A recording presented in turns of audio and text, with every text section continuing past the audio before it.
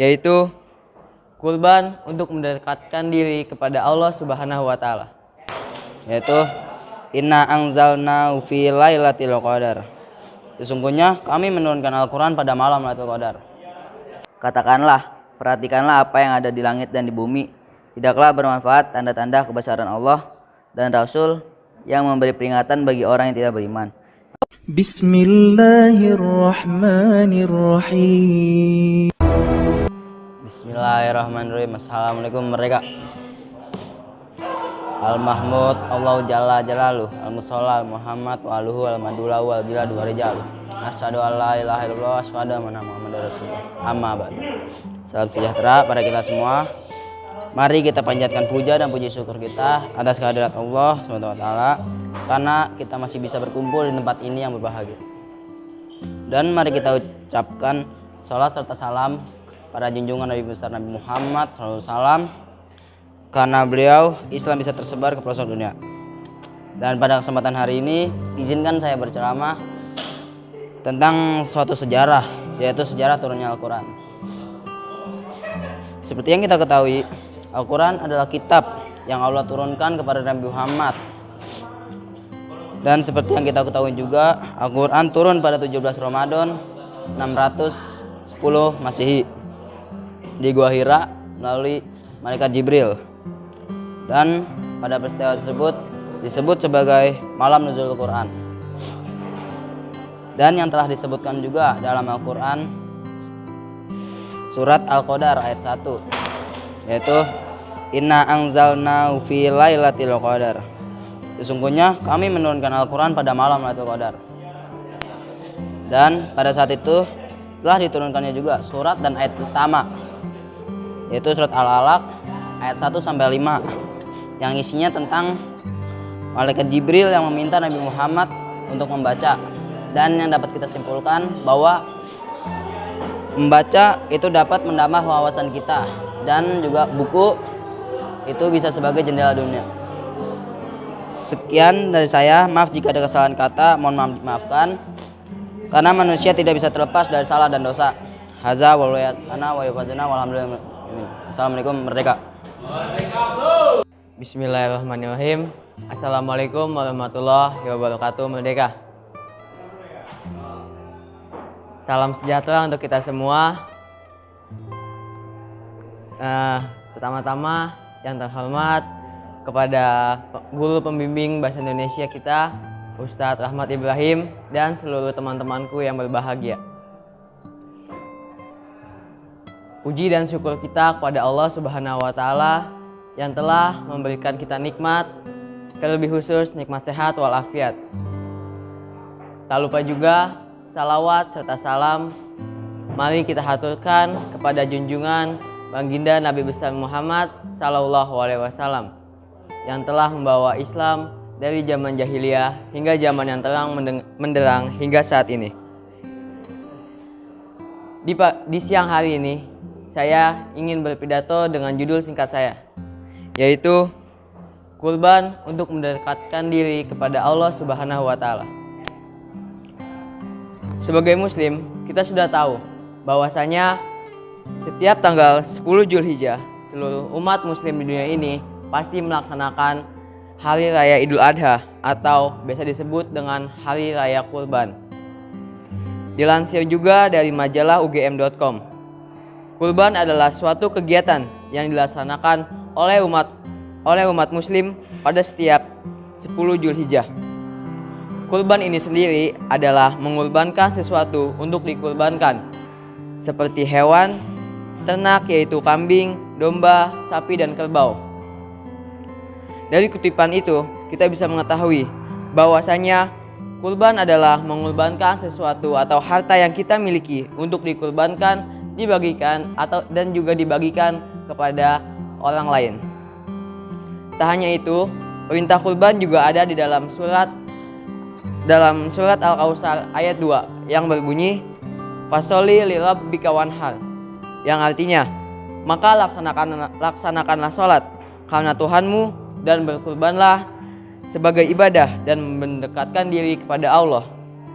Dari ayat di atas dijelaskan bahwa Allah Subhanahu wa taala memerintahkan kepada setiap umat muslim untuk berkurban yang bertujuan semata-mata untuk mendekatkan diri kepada Allah. Kurban merupakan suatu perintah dari Allah yang memiliki hukum yaitu sunnah muakkad, yang dimana kurban harus dilaksanakan dan wajib hukumnya jika orang itu memiliki harta yang lebih dan harta itu memang untuk dikurbankan.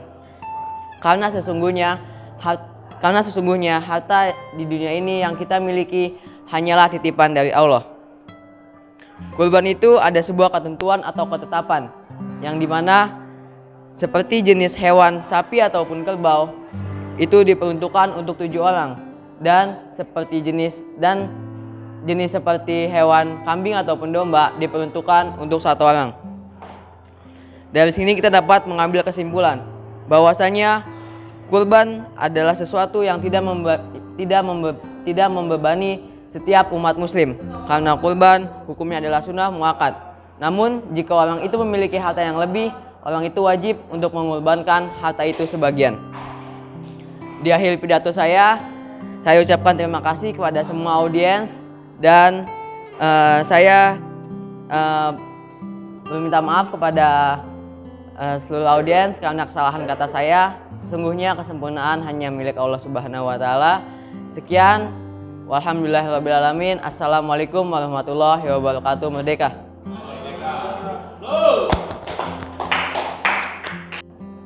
Bismillahirrahmanirrahim. Assalamualaikum warahmatullahi wabarakatuh. Merdeka. Al-Mahmud Allah Jalla Jalalu wal musalla alaihi Muhammad wa alu wal mad'u lahu al biladu wa rijalu. Asyhadu an la ilaha illallah wa asyhadu anna Muhammadar Rasulullah, amma ba'du. Yang terhormat Guru Bimbing Bahasa Indonesia Ustadz Rahmat Ibrahim, yang saya hormati ketua kelas dan para jajarannya, dan yang saya banggakan teman-teman kelas 11 IPS 5.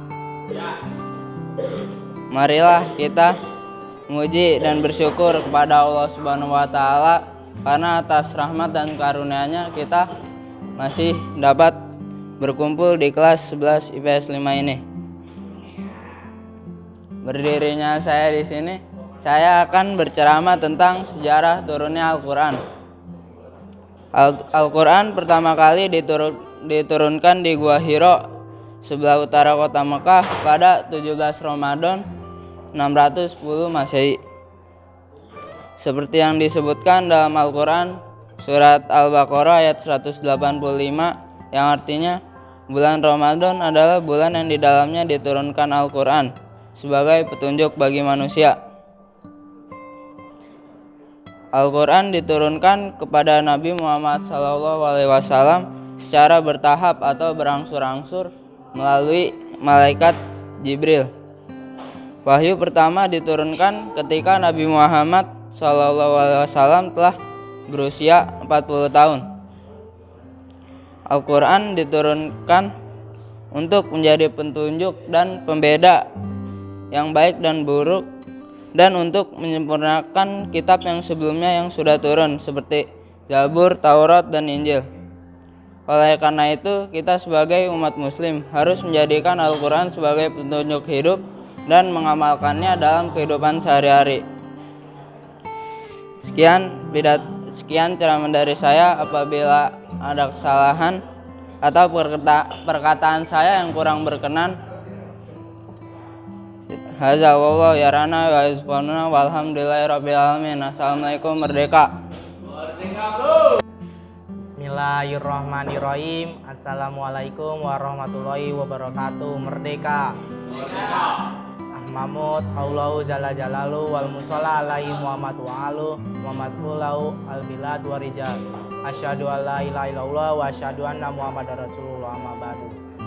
Yang terhormat Guru Pembimbing Ustadz Rahmat Ibrahim dan teman-temanku yang berbahagia. Segala puji hanya milik Allah SWT.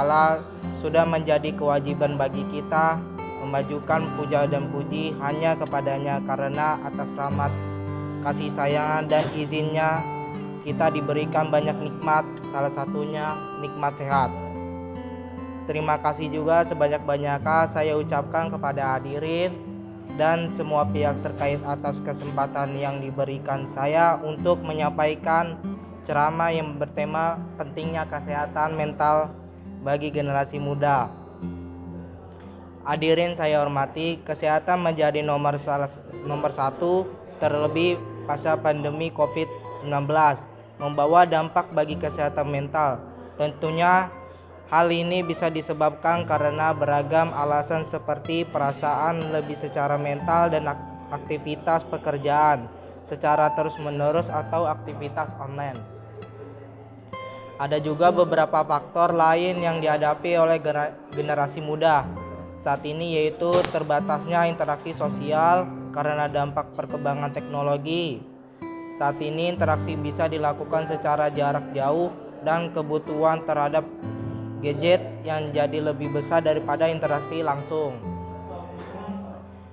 Kurang baik bagi kesehatan mental dan berdampak tidak langsung bagi kesehatan fisik. Sebab seperti yang kita ketahui, kesehatan mental terikat dan berhubung dengan kesehatan fisik, yang mana keduanya harus dalam kondisi prima untuk memperoleh imunitas yang baik. Emosi dan mental generasi muda umumnya masih belum banyak dikenali dengan jelas oleh dirinya. Dalam kata lain, masih mencari jati diri. Suatu update atau rintangan mental yang berat bisa mengganggu perkembangan emosional individu tersebut dan bahkan bisa menjadi trauma. Dari surat Al-Mudaththir ayat 4 yang artinya, dan bersihkanlah pakaianmu, menjelaskan tentang besarnya perhatian Islam kepada kesehatan, sehingga ditekankan pada kebersihan pakaian yang kita kenakan pada badan. Pakaian yang digunakan dalam sehari-hari wajib sekali hukumnya untuk dijaga kebersihannya, karena bisa saja bertempel kotoran yang di dalamnya terdapat bakteri, kuman, dan dapat menimbulkan penyakit. Sekian dari pidato saya. Mohon maaf kalau bila ada salah. Azza wa wallahu yarna wa yafazuna walhamdulillahirabbil alamin. Assalamualaikum warahmatullahi wabarakatuh. Merdeka. Merdeka!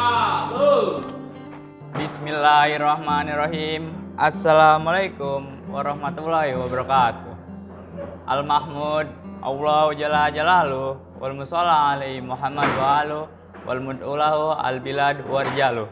Asyhadu an la ilaha illallah wa asyhadu anna Muhammadar Rasulullah. Amma ba'du. Yang terhormat guru pembimbing Ustadz Rahmat Ibrahim, yang terhormat ketua kelas dan teman-temanku yang berbahagia. Puja dan puji syukur kehadiran Allah Subhanahu wa taala.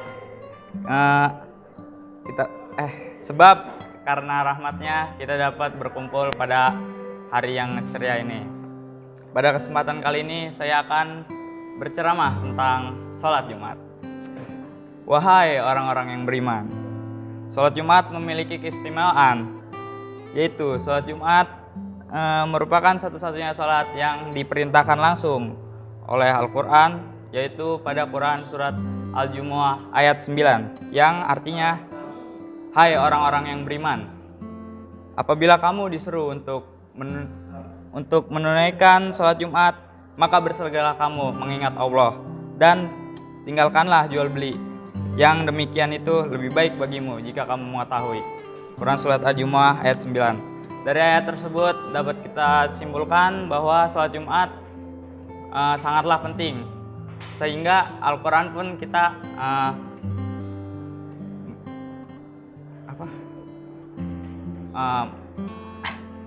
dapat disimpulkan bahwa sholat Jumat itu sangatlah penting, sehingga Al-Quran menyeru kita untuk meninggalkan jual beli. Apabila seorang muslim meninggalkan sholat Jumat sebanyak 3 kali, maka Allah akan menutup pintu hatinya.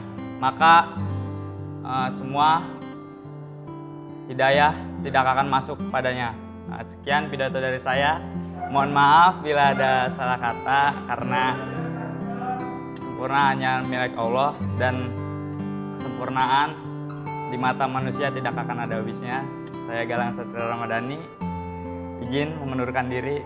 Assalamualaikum warahmatullahi wabarakatuh. Bismillahirrahmanirrahim. Assalamualaikum warahmatullahi wabarakatuh. Merdeka. Yang kami hormati Ketua Kelas IPS 5 Azhar Nabil Hidayat dan Guru Pembimbing Ustadz Rahmat Ibrahim. Segala puji syukur kehadirat Allah Subhanahu wa taala atas tolong dan karunia-Nya kita bisa berkumpul di tempat ini. Dan atas rahmat dan kasih sayangnya kita diberikan nikmat sehat. Salah satunya nikmat bahagia. Terima kasih sudah banyak orang saya mengucapkan kepada hadirin yang berbahagia. Dan semua kesempatan yang diberikan saya untuk menyampaikan ceramah yang berjudul Kepemimpinan yang Hebat. Di kesempatan ini saya akan mengasih tahu gimana cara menjadi pemimpin yang hebat. Kita sepakat jika manusia mempunyai potensi yang besar, mampu menyelesaikan masalah. Seorang calon pemimpin secara naluriah akan ditempa oleh hal-hal yang berat. Menjadi pemimpin itu tidak mudah dan tidak gampang. Menjadi pemimpin itu banyak hal-hal yang kita lalui yang itu tidak semua orang bisa. Nantinya akan mendorong ia menjadi pemimpin yang luar biasa. Contoh terdekatnya adalah calon pemimpin yang hebat akan terpilih jalur yang jarang diarungi oleh banyak orang, yang biasanya lebih susah, lebih jarang dengan orang lain.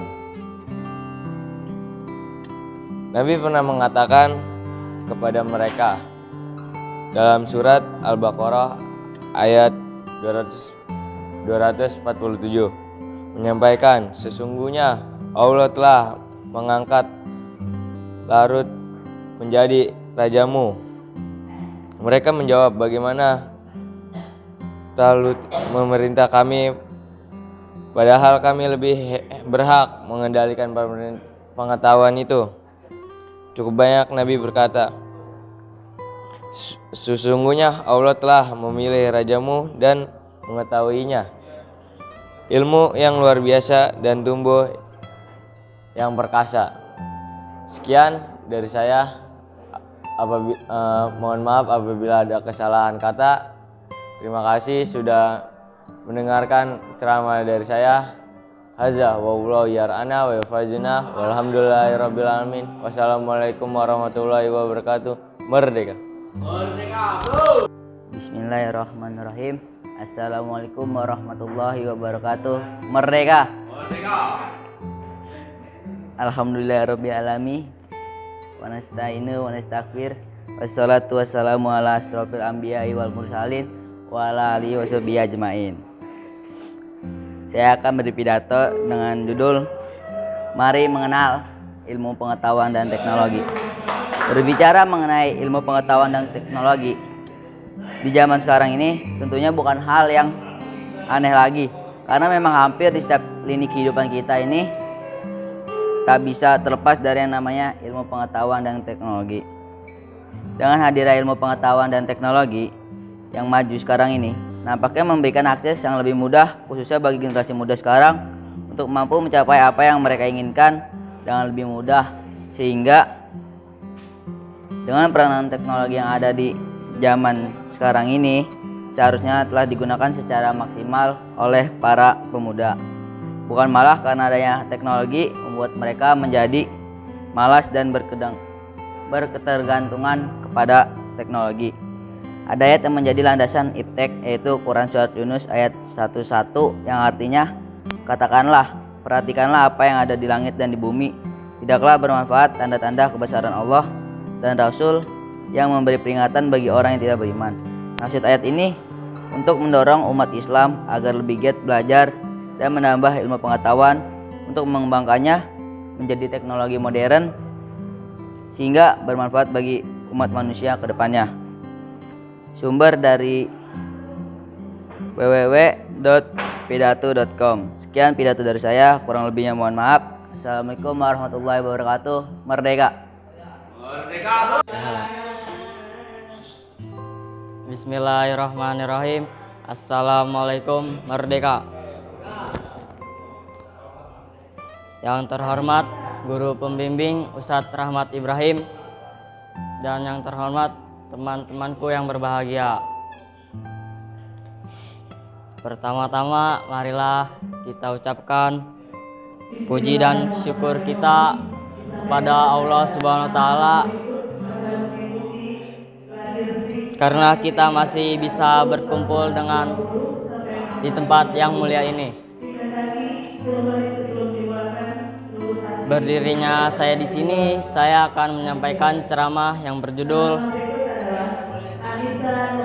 Pendidikan yang berkualitas.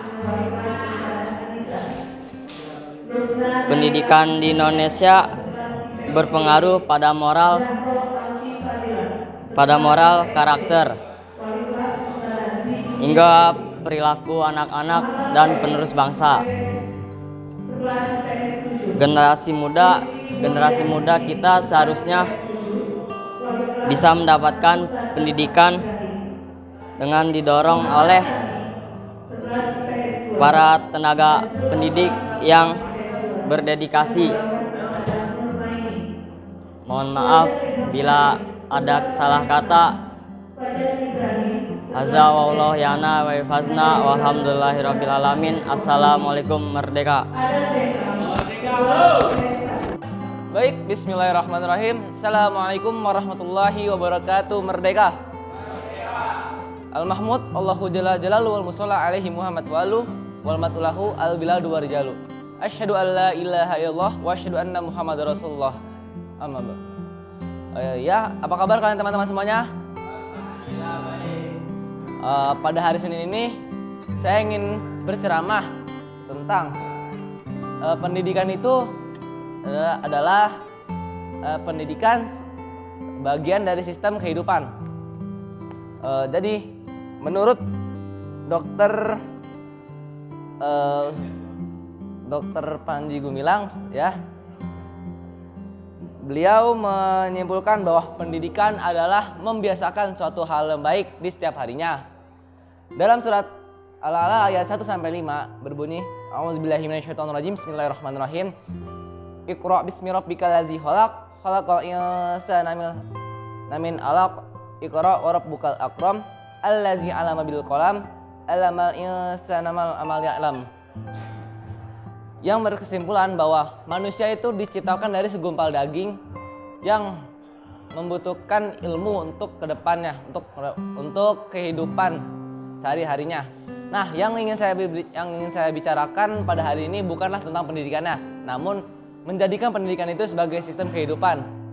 Teman-temanku semuanya, di buku Atomic Habits yang saya baca ini itu menjelaskan bahwa orang sukses bisa sukses karena dia menerapkan sistemnya, memikirkan sistemnya, mengembangkan sistemnya, bukan memfokuskan dirinya kepada tujuannya, sasarannya.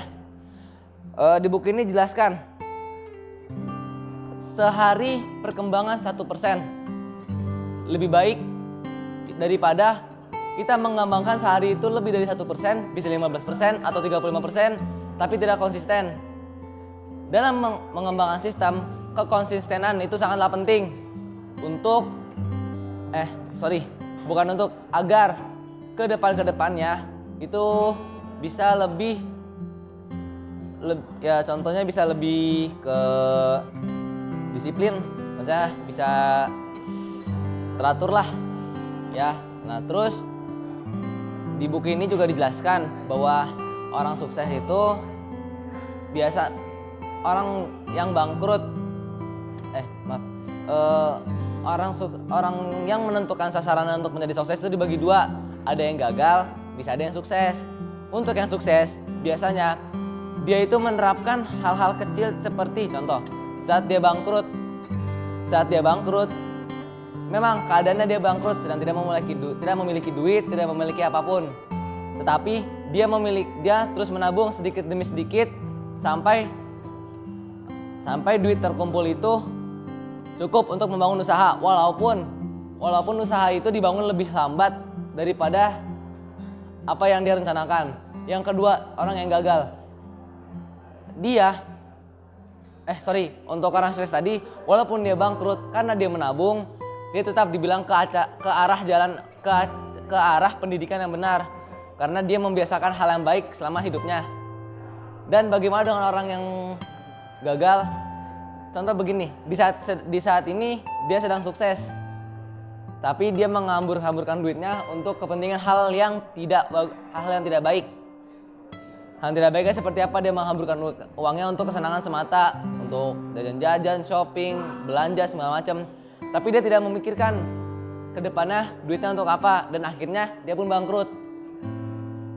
Memang awalnya dia memiliki duit untuk memiliki uang untuk membeli segalanya, tapi dia berada di jalan pendidikan yang salah karena dia lebih mengutamakan hawa nafsunya daripada memikirkan kebutuhan di depannya. Nah, pasti kita bertanya-tanya dong, bagaimana sih caranya kita untuk membiasakan hal-hal yang baik itu? Hal-hal yang baik itu biasa kita mulai dengan kekonsistenan. Konsistennya itu seperti begini. Hari pertama kita sehari membaca hal yang baru. Contoh, kita sehari baca selembar buku. Emang serasanya untuk orang yang rajin membaca, sehari membaca satu halaman itu adalah hal yang sangat mudah. Tapi bagaimana dengan orang yang malas? Ini bisa dijadiin kunci. Contoh, untuk hari pertama, dalam satu bulan ada 30 hari. Taruhlah kita seharinya membaca satu halaman atau satu lembar. Dalam 30 hari kita bisa mendapatkan ilmu dari 30 lembar yang telah kita baca. Memang itu kelihatannya sepele, tapi untuk dijalankan konsisten itu tidaklah mudah. Baiklah, sekian dari saya. Walhamdulillahirabbil alamin. Assalamualaikum merdeka. Bismillahirrahmanirrahim. Assalamualaikum merdeka. Salam sejahtera bagi kita semua. Salawat serta salam kita panjatkan kepada Nabi besar Muhammad SAW. Berdirinya saya di sini, saya ingin menyampaikan ceramah yang berjudul Menjadi Santri yang Sehat. Kita sebagai santri sudah sewajarnya memiliki badan yang sehat karena kita di sini untuk menempuh pendidikan. Dan pendidikan sebagai santri itu terus berjalan selama 24 jam dari bangun hingga tidur kembali. Dan kita sebagai santri bukan hanya harus sehat, tapi kita juga harus tertib, disiplin, dan juga bisa terampil secara bagus. Terus ya, tapi jika kita ingin menjadi santri yang tampil secara maksimal, tentunya kita harus sehat. Ya, jadi intinya kita harus tetap menjaga kesehatan diri kita sendiri. Sekian dari saya. Alhamdulillahirrahmanirrahim. Assalamualaikum warahmatullahi wabarakatuh.